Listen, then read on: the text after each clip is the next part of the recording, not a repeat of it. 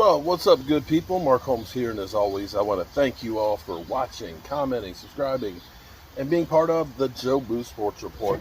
Without you guys, as well as you ladies, you know that this literally does not work.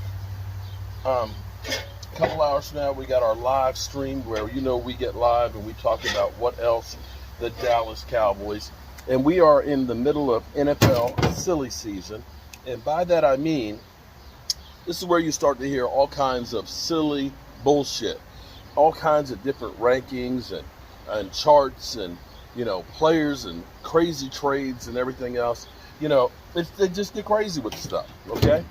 And so what you have to understand is right now, there's not really a lot to talk about. There's just not. And so people will get a little bit crazy with basically the clickbait stuff. They will say things that are literally outlandish. They'll take a quarterback who's great, and they'll make him sound like trash. They'll take a quarterback who's trash and make him sound great. We've heard that Zeke Elliott is done and needs to be replaced and benched and kicked out of football, and now you're hearing that Zeke Elliott's the bounce back guy. Well, one that has to be crazy that you listen to, and I don't know how we got here. The boys at Pro Football Focus, they watch a lot of football, as Shannon Sharp used to say. They've turned into trollers and chiefs. Now, nobody gets everything 100% right, so let me start off with that. But let's be clear here. The list that has Kellen Moore as the number 2 play caller in the NFL would not be getting any play right now. None. Nobody would give a rat's ass about that except for what they did. They literally said Andy Reid, number 1, Kellen Moore, number 2. Behind that, Brian Leftwich. Kyle Shanahan, Sean McVay.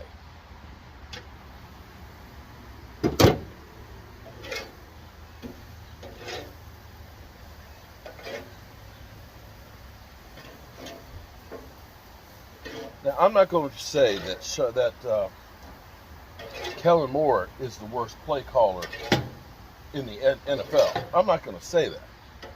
I'm not. He's not that bad. First half of the season, when everybody was healthy, they did pretty good. Once they had adversity and started losing players, that's when it started to be questionable. Things that worked for the team, for some reason, they decided not to do anymore. And let me put you guys on hold here for a minute. Sorry, that was my tech support, Derek. Derek was calling because he's got to help me with my computer. Oh, by the way, I'm cooking some jerk chicken breast. I'll make some jerk chicken breast sandwiches and slice some of this up for some salad so I can take it on the road with me tomorrow. But anyway, I'm not going to say that Kellen Moore is the worst play caller in the NFL. But there is no way, no how that anybody believes that Kellen Moore is the second best play caller in the NFL. He's just not. Let's be clear here. He benefited from having a really good quarterback, really good wide receivers, 2 good running backs, and an okay offensive line the first half of the season. When everybody was healthy, they could do. It's easy when everybody's healthy and you have a lot of playmakers. When you find out a guy is good is when you don't have everybody. Late in the season, after all the surprises are out of the way. That's when you find out if you can really coach or not. And that's where crunch time became the issue for the Cowboys. Everybody will look and say, well, Norv Turner, one of the greatest play callers in the world in the history of football and things. When you think about the Cowboys of the 90s, yeah, they did good.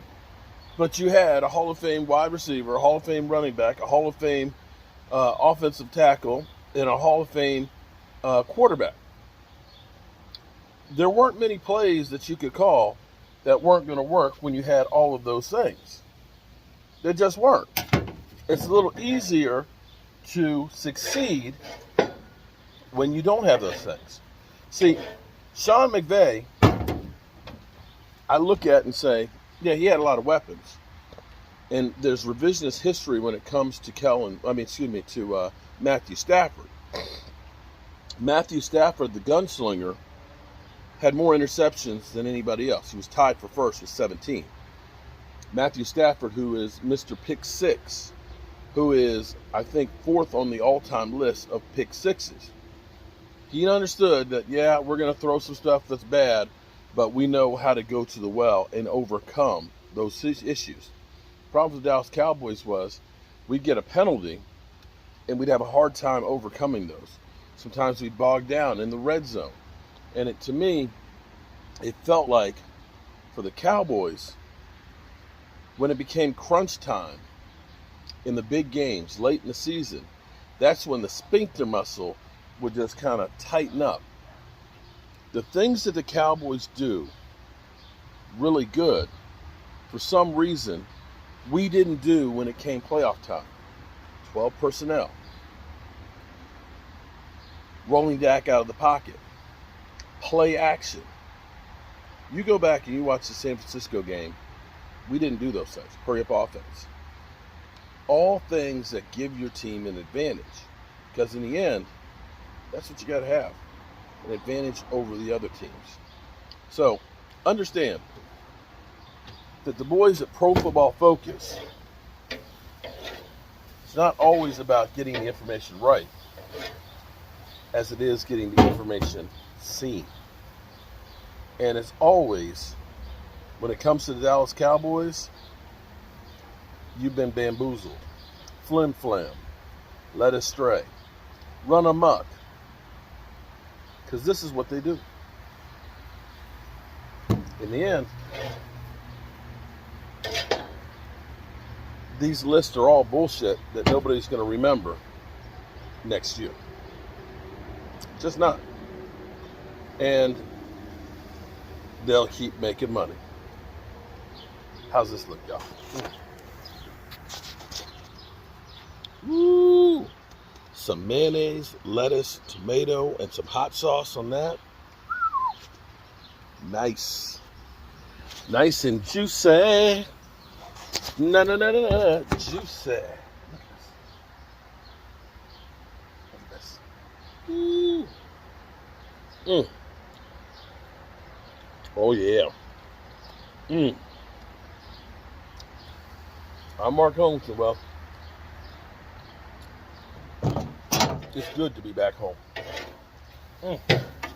Boy, is it good to be back home. Tomorrow I'll be on the road again.